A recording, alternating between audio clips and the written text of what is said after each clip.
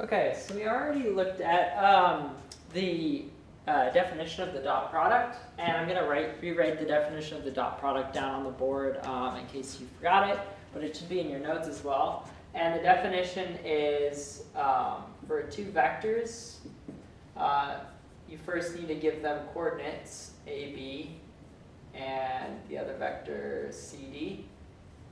The dot product between these vectors, u dot v equals the multiplication of the first two coordinates plus the multiplication of the second two coordinates.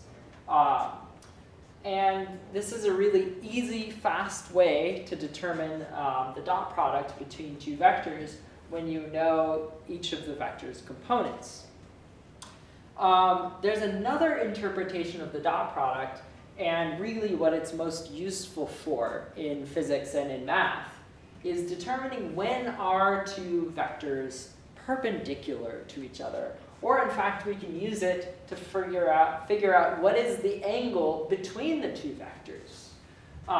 So to understand this, it's going to take a little bit of drawing and some work with the properties of the dot product, which you have down in your notes.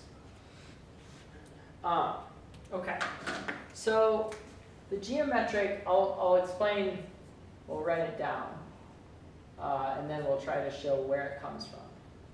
So u dot v equals that AC plus BD, but it is also equal to the magnitude or length of the vector u times the length of the vector v times cosine of theta, where theta is the angle between the vectors, between u and v. So this is why it's called the geometric interpretation, because it utilizes the lengths, the notions of length, and this notion of angle between those vectors. So the picture you can have is, here's a vector, here's another vector, this is theta, so say this is u and this is v, then here's my angle between the vectors, and if you know these lengths and you know this angle, you can determine the dot product. And you'll see why the perpendicular piece comes in. It's that whenever theta is equal to 90 or negative 90, then this thing is going to be 0. And you'll get 0 as a result. But that's giving it a little bit away. So let's show where this comes from.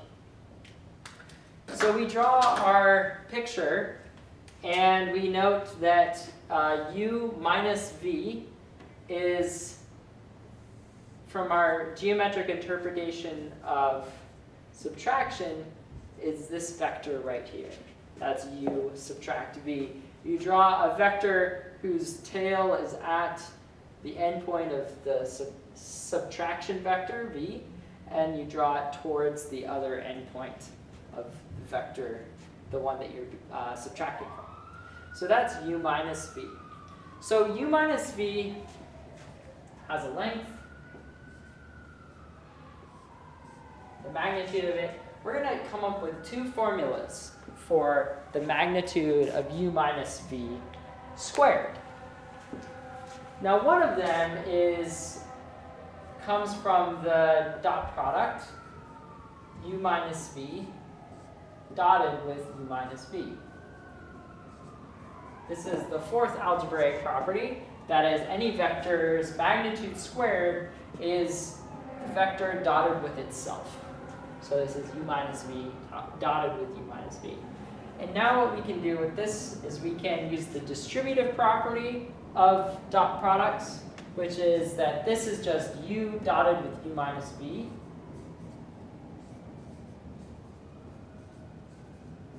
Subtract v dotted with u minus v.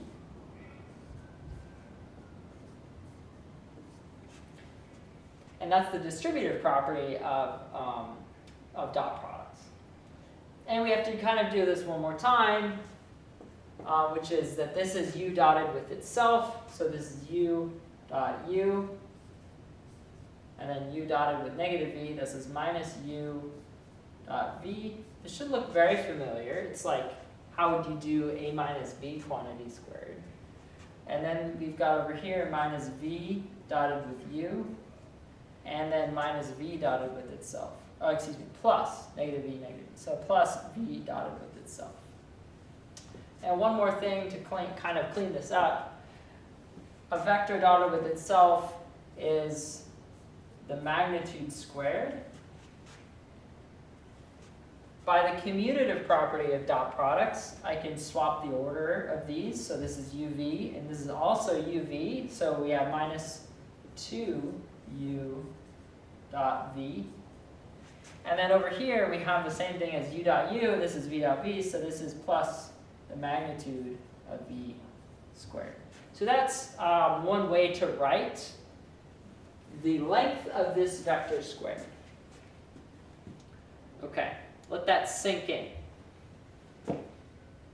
Again, it comes from the rewriting this guy as a dot product between the vector and itself, the subtraction and itself, and then doing the distributive property twice to get one result for u minus v. Now there's another interpretation for u minus v, and that's going to come from a tool we learned earlier in this unit, which is that if you know this length, and then the angle between them, this is a triangle. And you should be thinking to yourself, well, I know stuff about triangles. This is a unit all about triangles. So a side, an angle, and another side given between you, you can use, given side, angle, side, you can use the law of cosines to figure this out. So let's use the law of cosines to figure out this length in terms of the magnitude v, the magnitude u, and the angle between them. So now using the law of cosines, we know that the length of the opposite side, the angle squared, so that's u minus v quantity squared, is equal to this length squared, minus 2, so let's say that v squared plus u squared, those lengths, minus 2 u v cosine of theta, cosine of the angle between them. This is straight up log cosines. That's all it is, using the magnitude as a length, and this magnitude as a length, and then the angle between them. And so we have this formula for the magnitude of that vector squared. And we have this formula for the magnitude of the vector squared from the dot product and its properties. And so they should be equal to each other. So we set up an equality which relates this thing to this thing. Okay, well, we already have our equality set up kind of here. So let's see, we have a u squared on the left and a u squared on the right, so we can cancel u squareds. We have a v squared on the left and a v squared on the right, so we can cancel v squareds. And that leaves us with negative 2uv, magnitude u, magnitude v, times the cosine of theta, equals negative 2 u dot v. And so our last kind of step here is to divide both sides by negative 2, divide by negative 2. And that gives us this amazing formula right here, which is the dot product is the magnitude of one vector times the magnitude of the other vector times cosine of the angle between them. All right.